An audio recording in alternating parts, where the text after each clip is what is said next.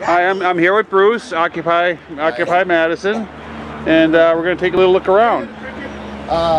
So, Occupy Madison's been on this site for about 2 months. 2 months. And we have built structures.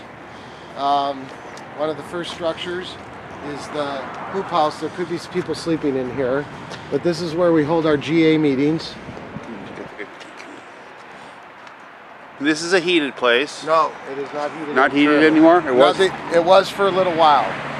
The heating was removed by the fire department. Oh, really? They didn't like the design, or? Yeah, well, generally, the city has allowed us to be here, but they don't allow us to install anything that would require a permit. Okay. So it's kind of a catch-22. So any heating system requires a permit. Okay. We built these hoop houses for people to sleep in, which are much more durable than the tents. And now this has been converted over to the flame resistant stuff? Yes. This, we originally built them. We have one or two that have to be retrofitted still. But yeah, this is all flame resistant poly. Okay, and here's the rocket. That came from Madeline Island. An individual that lives on Madeline Island in the Apostles. I want to try to not get shoot into the sun here. So has it left the site since you guys got it here? No, it's had to be. It actually is a crank, and if it gets windy out, they crank it down. Oh, really? Yeah. So we have 1, 2, 5 hoop houses for sleeping. And now this is the store? This is the supply tent, which we're converting into another sleeping structure. What our hope is to, we have people sleeping in the big hoop house, and we would like to sort of not have that be a sleeping area. Eventually, you know, that's not really been determined by the GA. It was originally determined it wouldn't be a sleeping area by the GA, but just because of circumstances it has. So that is going to be a sleeping structure eventually. So we'll have 2 more of those. There's one back there too that we have. And this area right here is intended to be, because we cannot cook indoors, we're trying to make an outdoor. This is hopefully going to turn into an outdoor kitchen. Okay. That won't have a cover over it due to codes. So, but we can keep our supplies out here and washing dishes and such. This is called the big metal building? Yeah, it's a metal building. It's actually named the Felix Alderton building. He's the young man that kind of put it together? It was sort of one of the young men that put it together's grandfather. Can we look inside? Yeah. Can we look inside? Because I have, my last one has it kind of in the skeleton mode, just so we can see what it kind of turned out. Yes, it's evolved quite a bit. So we had to take all the parts off of this and and also do the same where we put the the flame resistant poly on it. Okay. We have one I want to say 15 amp service from the city that they allow us one extension cord from the back building, which we use very conservatively because anything over a couple coffee makers and it could blow the circuit. So we usually have like a coffee maker and a couple lights on it. It's nothing near where we could heat from it or anything like that. Okay. We get a tremendous amount of food donations that's constantly coming in every day. That's great.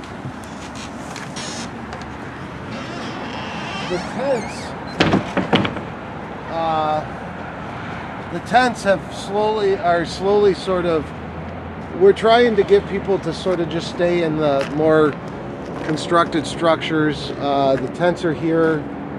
The tarps have to be removed soon due to, again, another fire restriction.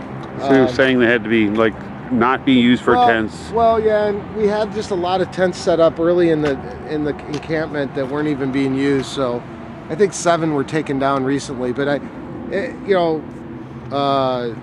most likely none of these tents probably will hold up to a very big storm. I wouldn't think so. So, we're sort of trying to prepare for that.